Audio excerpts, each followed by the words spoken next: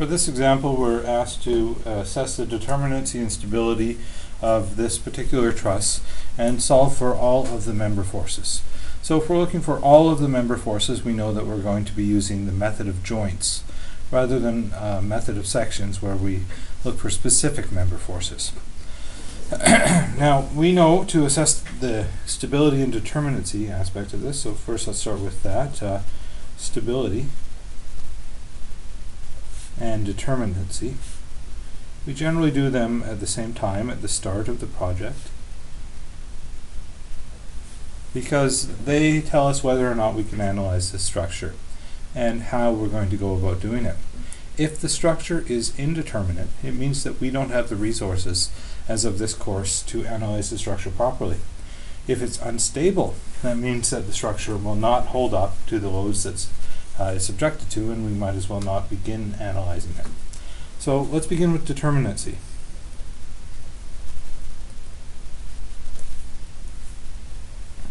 And we know here that SI, the degree of static indeterminacy, is equal to B plus R minus 2J.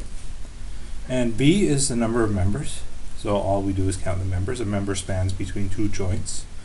1, 2, 3, 4, 5, 6. R is the number of reactions. Well, we have a pin and a pin. Each pin has 2 reactions. That means we have 4 reactions. And J is the number of joints. A joint is the terminal end of a member, at the terminal end of a member. So this is the joint. Even though the member connects to the pin, it's still a joint. 1, 2, 3, 4, 5. 5 joints. So SI is equal to B, 6 plus 4 minus 2 times 5. SI is equal to 0. If it is 0 degrees statically indeterminate, that means it is determinate. And if it's determinate, it means that we can solve all aspects of this truss in terms of internal forces and reactions using only equations of equilibrium. Now let's look at stability. First off, we can say that SI is greater or equal to 0, so we have sufficient reactions. We can say that not all reactions are parallel or concurrent.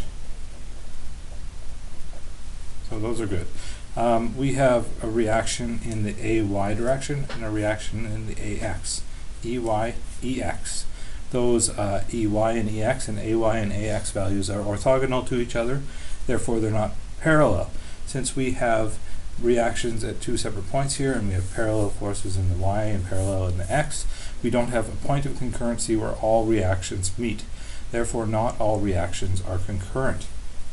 And then finally, we do not have internal collapse mechanism. So this is a challenging thing to assess sometimes, and it comes with experience being able to determine if there is an internal collapse mechanism or not. But basically we're looking at locations where the thing could sort of fold in on itself. We have these triangular arrangements of elements up here, and that's wonderful. That triangular aspect of BCE and CDE both impart stability on the structure. And then we have this ABE thing. We don't have a member AE, but the connection at A and the connection at E prevent movement of either support. So it's similar to saying we had a member crossing across here. So we have triangular arrangements everywhere, and if you think about this truss, we couldn't actually push it over without activating the members within it. So it is stable internally as well. So we could say, therefore, stable.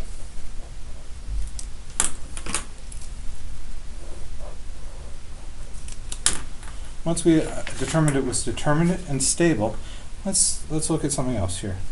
Can we find reactions? So once we've identified stability and determinacy, we know we can solve the truss using equilibrium alone. But can we begin with the reactions? Well, let's see how many reactions we have. We have 1, 2 at A, 1, 2 at E. That is 4 reactions, and we have only 3 global equations of equilibrium. So let's look at, before we answer that question, let's draw our free body diagram. Maybe that should have come first. So on page 2 here, if we look at that truss, now we're interested in displaying our reaction forces as well. So here's the shape of our truss. There's a free body diagram. We have an external force of 15 kilonewtons. We have reaction forces at our support locations of AY and AX,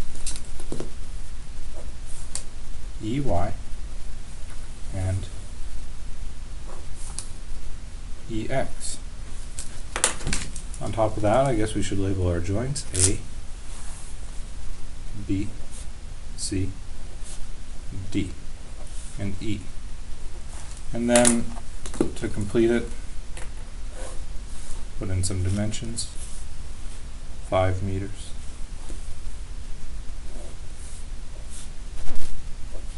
2 meters, 2 meters, and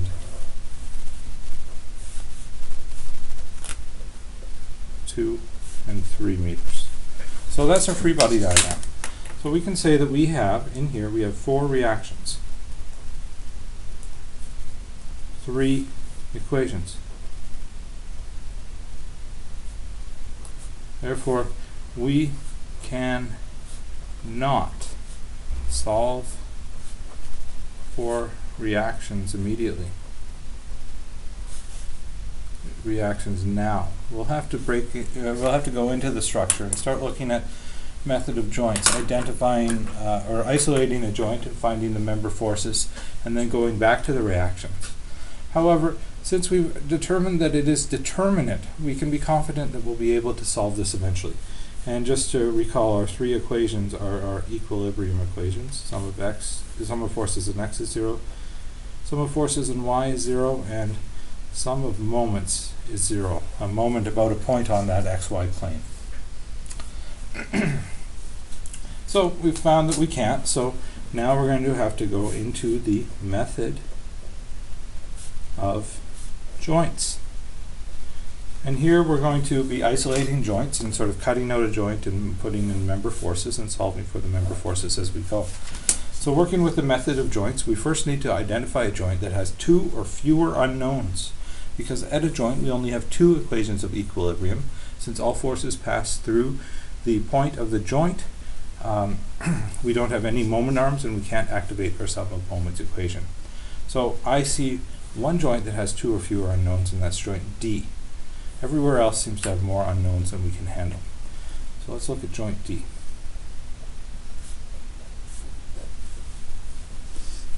And the first step in solving the method of joints is to draw a free body diagram of that joint. And we draw it in local coordinates. This local sign convention has us drawing unknown forces in a positive tension direction. So we don't know the force in member DC. We're at joint D here, and we're sitting here looking at C, so it goes DC, force in member DC, and then force in member DE. Those are 2 unknown values to us. But we do know their direction. Either they're going upwards along this member or downwards along the member, that they can't be pointed in any other direction than along the length of the member itself. On top of that, we have an external force here that we do know. And so this is drawn in the direction that we know it is acting. It's acting from right to left, 15 kilonewtons. And let's look at what these joint forces are. So here, our next step would be normally to draw a global coordinate system free body diagram. We'll see that in the joints to come. But since everything here is already in x and y coordinate systems, we'll bypass that step. Let's apply sum of forces in x is equal to 0 and see what we get. We have minus FDC minus 15 kilonewtons is equal to 0. Now, since FDC is acting to the left, we drew it to the left because that's positive in our local system. And once we take sum of forces in x, here's our x, here's our y, here's our rotation and moment. Those are positive sign convention for moment, x and y forces, x and y distances, and rotation in the xy plane. Since x force here is acting to the left, it's negative, and 15 is acting to the left, it's also negative. So negative minus negative, we can solve for FDC is equal to minus 15 kilonewtons. Now what does that minus mean for us? It means that we drew it wrong. It doesn't mean that it's acting to the left in this case. Since it comes out as negative, it means that this drawing is incorrect. It means that FDC is acting to the right, but really what it's telling us is FDC is in compression. So that's what that negative is telling us. The compression comes from the fact that we draw it in the local coordinate system as tension positive. So we draw it in the tension force. When we don't know what it is, we don't know the magnitude of FDC, so we draw it as a tension force. If it comes out negative, such as it did here, that means that it's actually acting opposite to how we drew it. It means it's a compression force. So FDC is equal to 15 kilonewtons in compression. And we can circle that as well. Both are valid points. So this is a little bit more applicable for us in terms of solving a truss. This compression means more to us than a negative sign. So this is what we'll want to refer to later. Okay, let's look at FDE. Sum of forces in y is equal to 0. So we can immediately say FDE is equal to 0. So FDE is 0 force member. Wonderful. Why couldn't we identify that from our two rules? We had a rule before, rule number 1. Case 1. Let's do a little aside here. Case 1. We have two members forming a joint, F1, F2. They meet at a joint, pretty bad arrow, they meet at a joint, and they are acting in non-collinear. In other words, they don't act along the same line. There's no external force or reaction. There we go. There's no external force or reaction at that joint. That means that both are 0 force. Well, that doesn't apply for our case here because we have this non-collinear members, but we have an external force. So we can't use case 1. Let's look at case 2. These are the two generalized 0 force member identification cases that we talked about. Case 2, we've got a series of members, 3 members, F1, F2, F3. So we've got 3 members at a joint. 2 are collinear, no external loads or reactions. And then we can say that the non-collinear member is 0 force. Alright, so I didn't give myself enough room to write the word reactions there, but we have these two cases. Neither of them applies to us here, but we can say that case 2 looks awfully familiar to what we have. Instead of having a third member here, we have an applied force, but it's acting collinear to FDC, and the same rule sort of applies. So realistically, we could have muddied the waters with our definition of case 2 and added the possibility of having a reaction or an external force that was acting collinear to one of the members, and then the other one would be 0.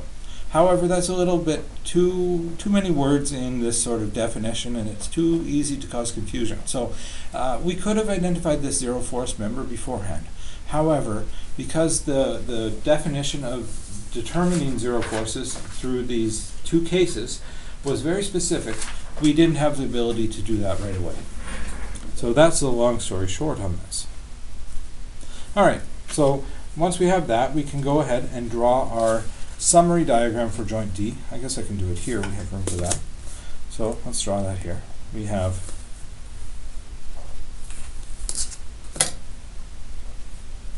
FDE is equal to 0. We have FDC is equal to 15 kilonewtons in compression, and we have an external force here of 15 kilonewtons. That's our summary diagram, and when we go back to our drawing later, we can come up here now and we could say that that happens to be a zero force member that we don't really need to worry about anymore when we come to doing joint E.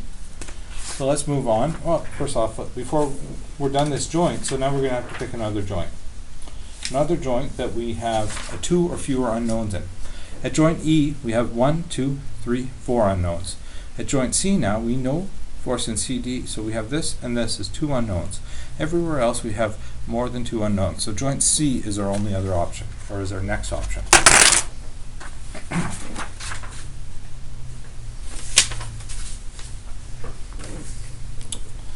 So we'll go to joint C. And step number 1 is to draw in our free body diagram of the system in our local coordinates. So we'll draw in our chords cut at the location of the joint. And we know we have a compression force FCD is equal to 15 kilonewtons. And that's pretty much all we know about this, except for we know we have a triangle here that turns out to be 2, 5, root 29. Okay, let's look at where that came from. Go back to our first page. If we look at the angle of this triangle here, we can say that we go over 2 meters for every 5 meters in height, and that the length of that hypotenuse is the square root of the sum of the squares. So 5 squared is 25 plus 2 squared is 4, so that added together is 29, so we have root 29. Over on this chord here, we go over 4, we go up 3, so we have a 4, 3, and then the root of 4 squared plus 3 squared is 5. On this triangle, we can say that we go over 1 for every vertical one. That gives us a 1, 1, root 2 triangle. Alternately, we can calculate angles. We could find angles of these triangles, but I find it easier to work in ratios generally. So we have a 2, 5, root 29 triangle, and we've got a 1, 1, root 2 triangle there. I made that drawing a little bit smaller than I probably should have. Now, we don't know a couple things. So we don't know the force in this member. And first off, there's a joint C. We don't know FCB. It's unknown to us, so we'll draw it as positive in our local sign convention. Tension, acting along the length of the member. Then we have another unknown here, FCE. Our next step is to draw this in our local coordinate system, or a global coordinate system. So here's our joint C. Into C we have a force. FCD is equal to 15 kilonewtons. So we have that. We also have x and y components of FCE and FCB. So let's find these values, x and y components. Components of FCB and FCE. We can say that FCE has components FCE x is equal to 2 over root 29 FCE. So for every value of FCE, we have 2 over 29 force in the x direction. We have 5 over root 29 in the y direction. And that's just from our similar triangles. And it's easier in this case, since these are kind of ugly ratios. Let's go into decimal places, 0.3714 FCE. So the magnitude of the x component is 37% of the total force component. And then we can say FCEY is equal to 5 by root 29 FCE. And this happens to be equal to 0.9285 FCE. And then if we look at FCB, we're dealing with a 1, 1, root 2 triangle, so we can say FCBX is equal to FCB over root 2, and that's equal to 0.7071 FCB. And FCBY is equal to FCB by root 2 is also equal to 0.7071 FCB. Alright, so now we have components of the two unknown forces based on our geometry. So let's look at where they're being applied and which direction. First, let's start with FCB. We know we're going down and to the left on this force. Well, we don't know which direction it is. It could be up and to the right, but since we don't know, we draw it as tension positive. So we've got a force that has to be going down. The y component of that force has to be acting in the downward direction, and the x component of that force has to be acting in the left direction. That means that here we have our x component, and here we have our y component. So this is FCBY and FCBX. So the x and y components are here, and let's just write out their values. We have FCBY and x is 0.7071 FCB and 0.7071 FCB. So we've added the x and y components for that force. Now let's add the x and y components for FCE. We know we're coming down and to the right, so we're going to have a vertical y component going down, and this is 0.9285 FCE, this value, FCEY. And to the right we've got 0.3714 FCE. So this is our free body diagram written in a global coordinate system with x and y coordinates. Now we're going to apply equilibrium. So our equilibrium equations are sum of forces in x is equal to 0 and sum of forces in y is equal to 0. We have not really a problem, we just have a little bit of work to do to get there, because if we look at adding up all the forces in x, we have FCB here, FCE here. They're unknown to us. So we'll have two unknowns coming into that sum of forces in x equation. And the same thing in the y. If we add up that, we'll have FCB and FCE in that equation as well. So we'll write out our equations, we'll solve for the value of one in terms of the other, and we'll substitute it into another equation. This is solving a system of simultaneous equations. There's a number of ways that you might have learned how to do this, including matrix algebra, but we're not going to go that route. Instead, we'll just go with simple direct substitution. So if we look at the x equilibrium first, we can say that minus 0.7071 FCB minus 15 plus 0.3714 FCE is equal to 0. So this force is actually negative in x, so it comes in as a negative value. This is actually negative in x, it's a negative value, and this is positive in x.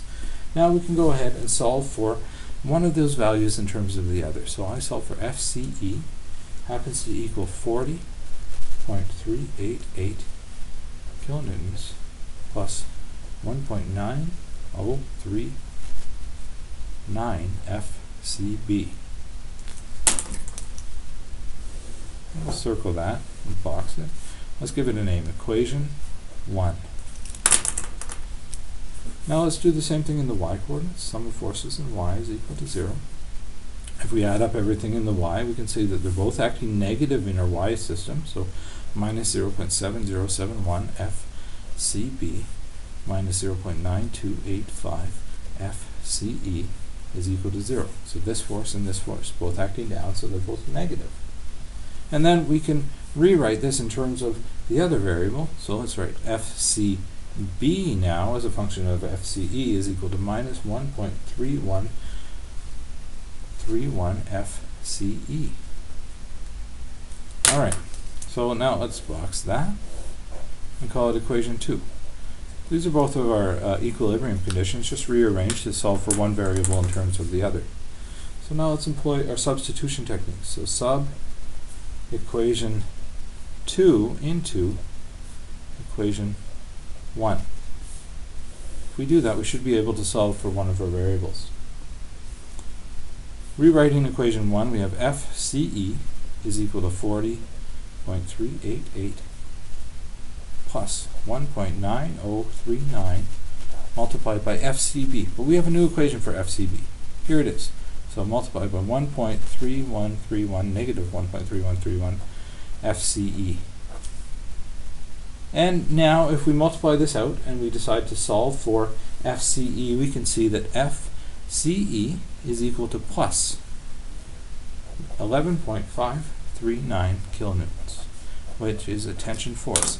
If we drew it as tension positive here, and we broke it down into our components that follow our original drawing, and added into our equation according to our sign convention, going to the left is negative, going to the right is positive, going down is negative, going up is positive, and then carry it through with our math without making any mistakes. If it comes out as a positive value, that means we drew it correctly. Since we drew it as tension, it came out as a tension. If it came out as negative, we drew it backwards, it would mean it's a compression force. You have to learn to trust yourself. Following this system will work. You just have to be confident that you are appropriately following the system, working from local coordinate system into your global coordinate system, adding them correctly into your equations, and then solving for the values. It will work, and you should be able to have confidence in the answer.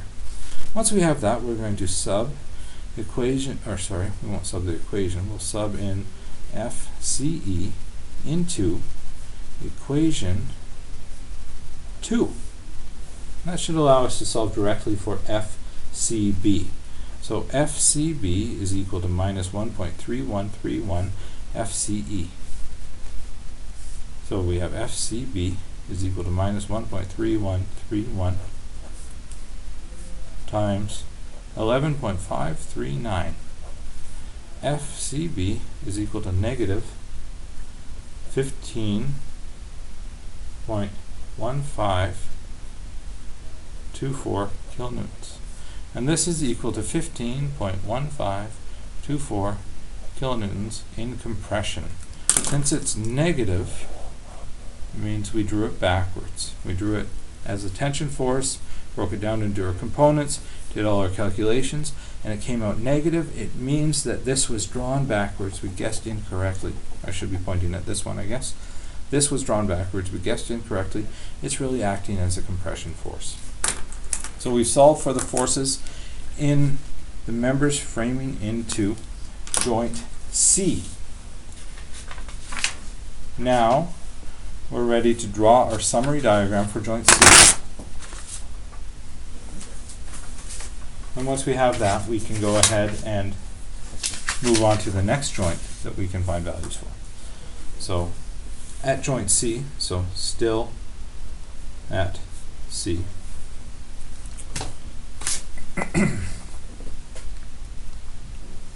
we can draw in our values.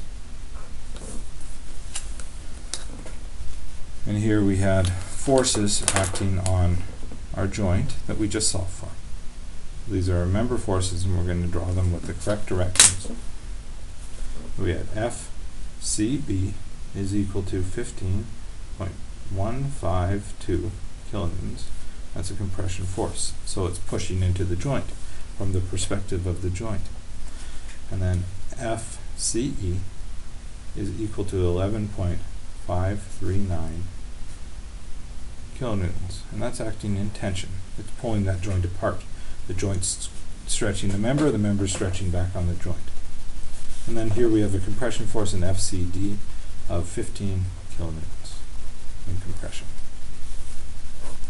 So once we have that, we're ready to move on to the next joint where we have two or fewer unknowns. Let's look back here. Let's actually look at our Freebody diagram. I'm sorry.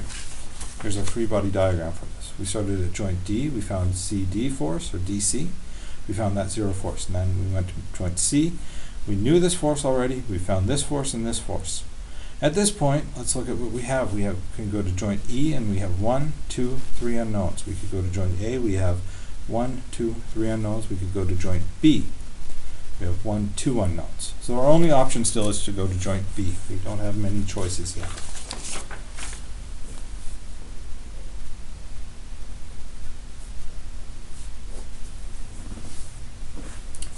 First step at a joint is to draw the Freebody diagram in the local coordinate systems. So at joint B, we've got a shot here. That's something coming there, and then this one comes up at an angle there. And this one comes down at an angle there. And to that, we've got force component, force component, a force component. Okay, we've got unknown value FBA. We don't know the value of that, so we drew it as positive. We just calculated FCB, so now we have FBC is equal to 15.152 kilonewtons in compression. This is B right there. Let's write C right there. So we know the magnitude and direction of FCB, so we're going to draw it as we know it. We don't know anything about FBE yet, other than it follows the direction of the chord, so we draw it as tension positive. We know that this triangle happens to be a 4, 3, 5, 3, 4, 5 triangle with 4 in the x direction and 5 in the y. And then we can look at our component forces. So here let's say that FBE x is equal to 4 over 5 FBE, and FBE y is equal to 3 over 5 FBE. And we found from FBC this is a 1, 1 root 2 triangle.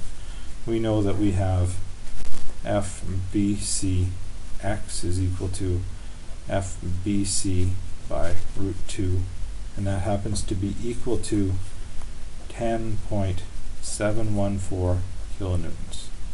If we do the math with that 15.152 divided by root 2.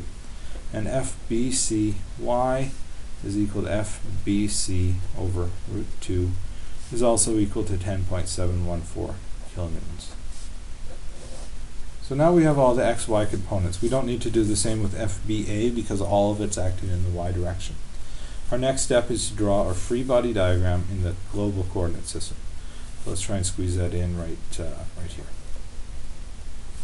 So this is joint B, right there. That's a B. Doesn't look like one, but it is.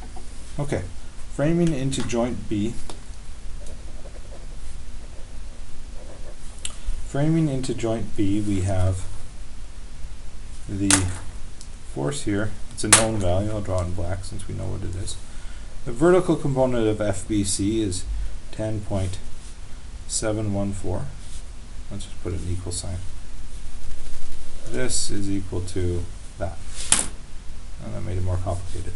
10.714.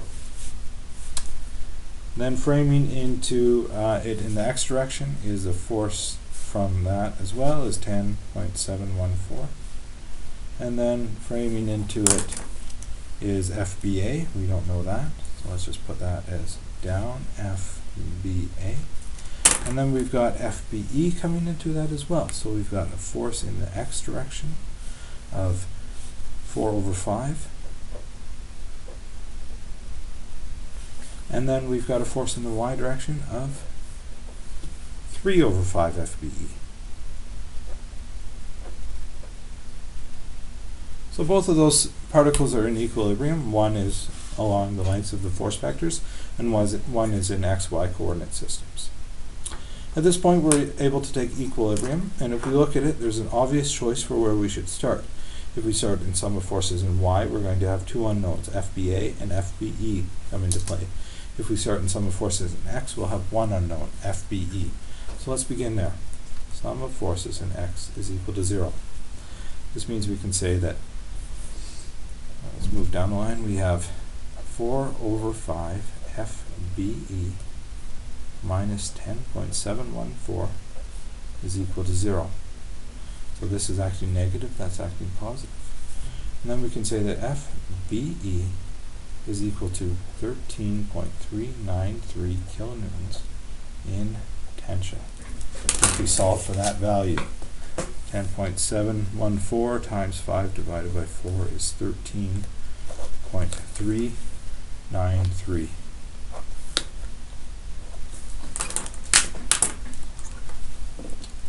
So now we can take sum of forces in y is equal to 0, and we have three forces acting in the y direction.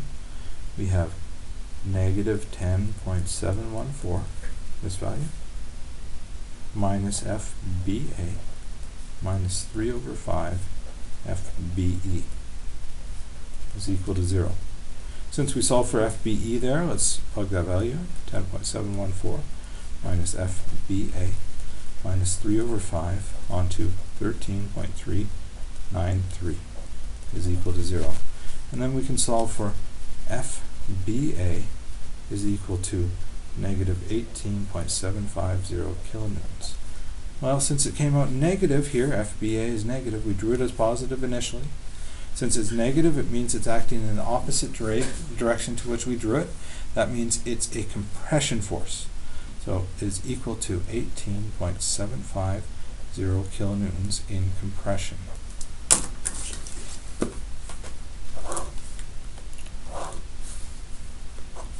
And we have room on this page. Let's draw the summary diagram down here. We've got a vertical force. We've got something coming up at a 45-degree angle. Force coming up there. We've got something coming down at an angle here. And this force here we found is acting in compression, so FCB is equal to 15.5.1. Let me just strike that out. 15.152 kilonewtons in compression.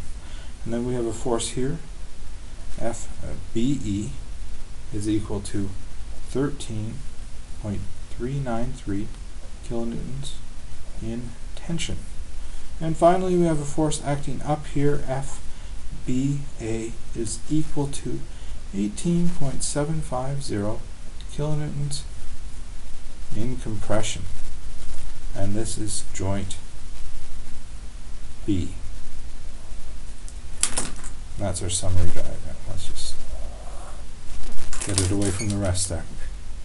So now we can move on to our next joint. And here let's look back at our free body diagram again before we do that.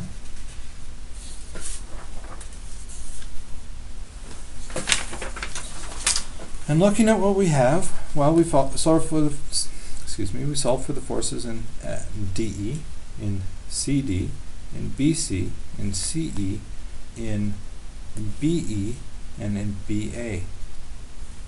In BA. What we haven't done yet is solve for our reaction forces. But if we look at joint A and joint E, we can say that both of them only have two unknowns. So we can go to either joints to solve for our reaction forces. I selected joint A first.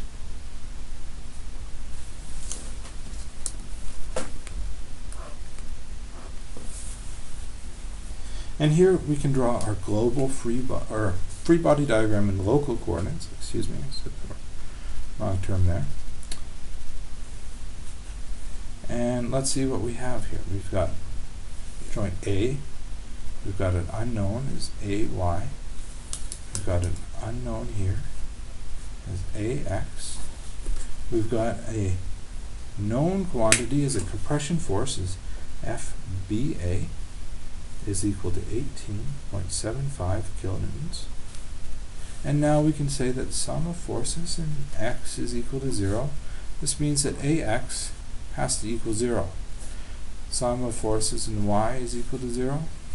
Therefore, AY has to equal to 18.75 kilonewtons acting up. So, inspecting this joint, does that seem reasonable? I would argue it does. If we look at this joint here, we don't have any forces other than the member force. So the reaction force has to be parallel, equal and opposite to that member force.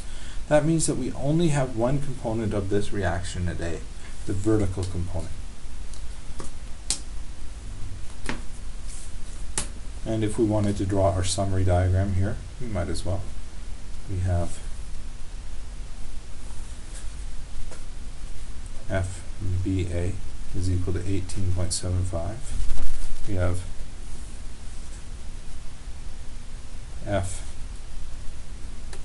we have AY is equal to 18.75.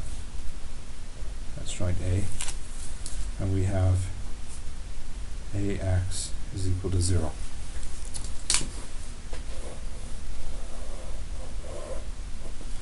At this point, we can now go to the next joint, joint E, and there we also have two unknowns, and those are our reactions. We have two equations, so we can solve for those. So joint E, we can draw a free body diagram in the local system. Start here. We've got this vertical member that I don't really need to draw in. It's that zero force member. Got something coming up here. Got something coming up at a 45-degree angle here. And I've got unknown reactions as well. So let's look at what's happening here first off. And we have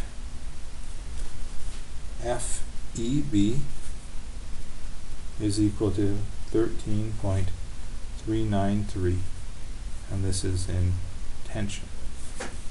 We have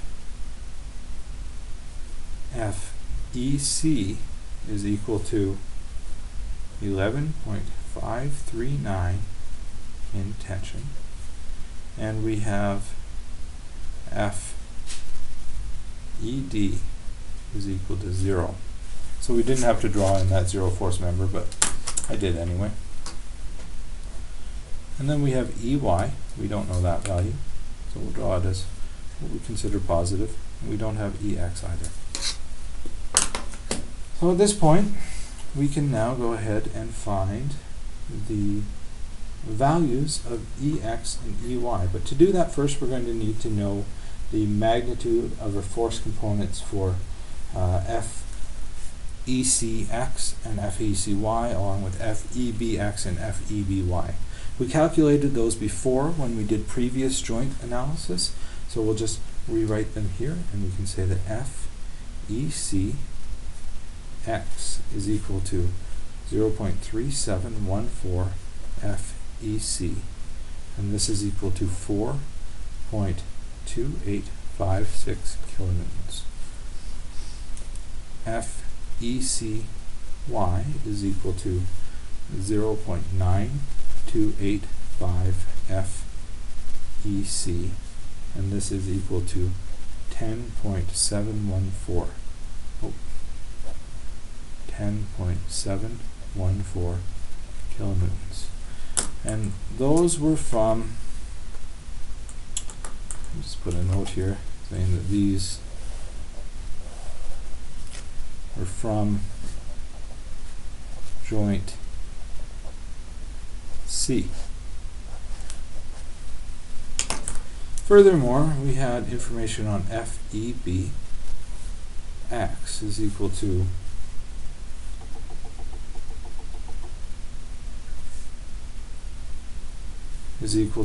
so this doesn't come into 4 over 5. I see. FEBX is equal to 4 over 5 FEB. is equal to 10.714 kilonewtons, and FEBY is equal to 3 over 5 FEB is equal to 8.036 kilonewtons. And this stuff here, just circle that, shouldn't have crossed that out. That's from joint C up there, and then this stuff here is from joint B. So we already did that calculation before. There's no need to do it again now. Let's draw our particle equilibrium in our global coordinate system. So first we'll draw our joint. And to that joint we can add some quantities that we know and we don't know. We know we have a vertical force here. This is 10.714 kilonewtons is FECY. So the component of this force is acting up. To that we have a component of FEBY acting up as well. Let's draw the x component of this first, of the FECY. So we've got a force acting in this direction is FECX is equal to 4.2856. And then we have components to FEB. So we have FEBY. FEB is acting up and to the left, so the y force has to be up. We can say that this is FEBY is equal to 8.036. And we have an x component to the left as well.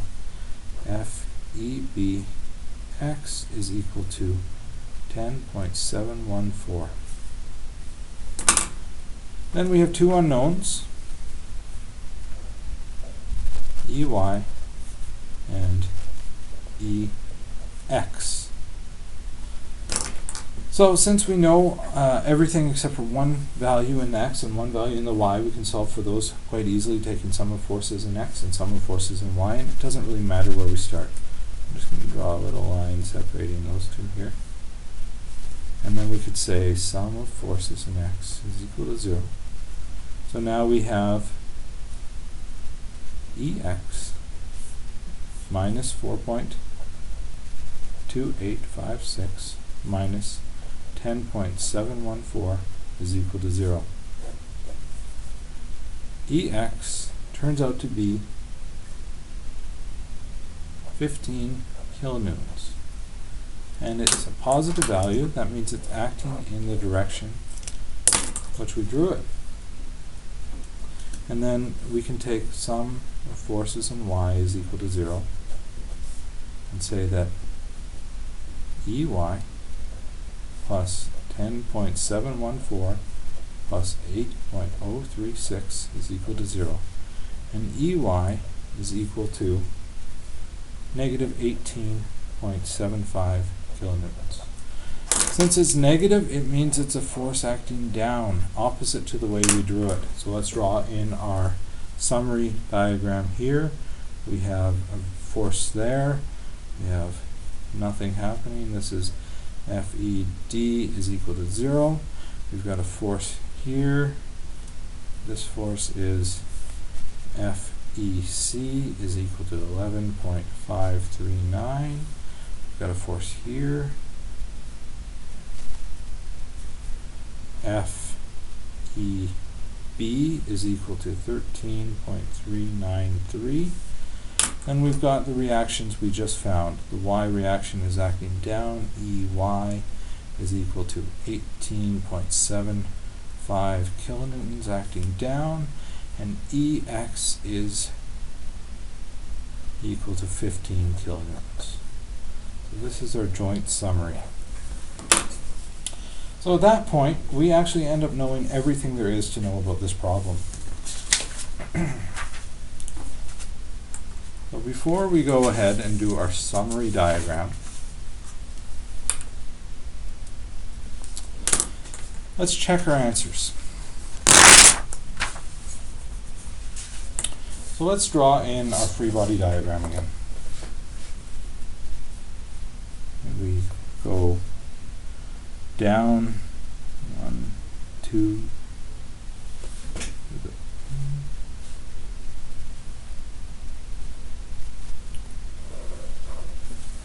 5, and 2 up and 2 over, and then 2 over from there. Straight down.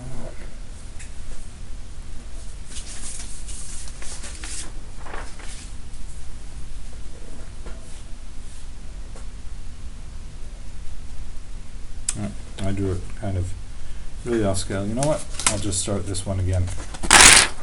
There's no point in using that page. So if we draw in our free body diagram here, and we go down 1, 2, 3 units down to there, and up to there, and to there, we have our loads applied to this structure is 15 kilonewtons. We've got a distance here of 5 meters. We've got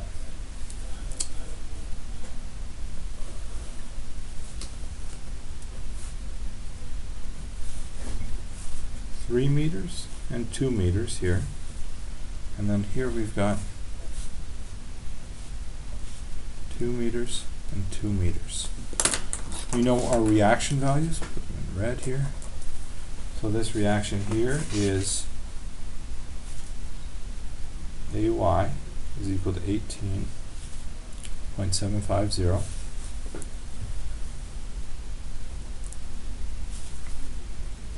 EY is equal to 18.750 down, and EX is equal to 15.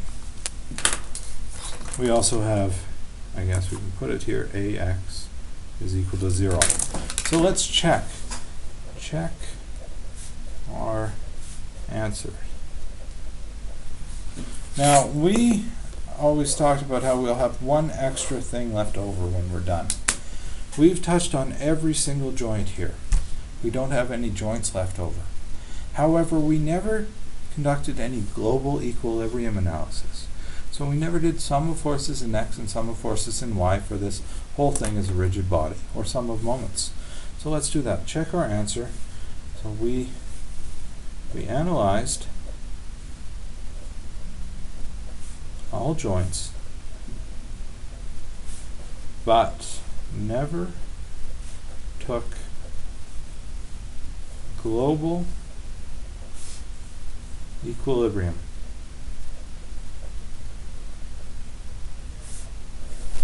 So that's what we'll do. And just as a note, you always have an additional joint or global equilibrium check at the end. So you can always check your answers, and if it doesn't work out, then you know you made a mistake. So sum of forces in X has to equal to 0. We have AX plus EX minus 15 has to equal 0, and we have 0 plus 15 minus 15 is equal to 0. That works out. Sum of forces in Y has to equal to 0. We have AY plus minus EY is equal to 0. So 15 minus 15 is equal to 0. That also works out. That means that we didn't make any mistakes since those worked out. We could also take sum of moments about any particular point. For example, let's take sum of moments about E is equal to 0. Now let's pretend we didn't know what AY was yet. So AY times 4, and that's a negative because it's going to be rotating in that way, plus 15 times 5 is equal to 0. And that's a positive because it's going that way. some of moments about this point. And we don't know AY, I'll assume it's acting up though. And we can calculate AY is equal to plus 18.75 kilonewtons. So we're okay. We've checked it sort of a number of ways, and we know that we didn't make any mistakes since everything added up, and we found the values of these reactions by working through the joints, not through equilibrium first. So that being said, let's put a page number on here, and let's just do the last thing that's left in this problem, and that's to do our summary diagram. And so we enter our diagram here. And on this diagram, we're going to be writing the magnitudes and directions of the forces within the elements, or within the chords. So we have our reactions first, that's 0. We know that's 18.75. This is 18.75 down. EX is 15 kilonewtons. Now I've identified that compression will be indicated with red pen and brackets around it, and tension will be in green with no brackets, and zero force members will just be strike through like this. That's a zero force member. So now we can begin by adding in our compression members first. We know that we had a compression force here of 15 on CD. And then in this member here, we also had a compression force of 15.152. So we're writing our member forces on the members themselves. And then here we have a compression force of 18.75. We have zero force member there. And then we have tension here. So tension arrows. If we draw our arrows, the arrows are trying to pull apart the member, stretch the member. These are trying to compress the member. We have 11.539. And we have another tension force here of 13.393. So once we have all the forces on the member, we can stand back and we can assess if it looks correct or not to us. And we can say that we have a single force pushing it over, and that's compressing the outside of it. It's squishing the outside down, and these are pulling back against those forces. And that makes sense to me, that these are in tension and these are in compression. Once we're done, it seems obvious in retrospect. The reactions also seem correct to me. This force is pushing it down, rotating it this way, and AY is sort of counteracting it that way. And then EY balances AY, and EX balances that 15. So everything seems okay, and I'm ready to call this problem complete.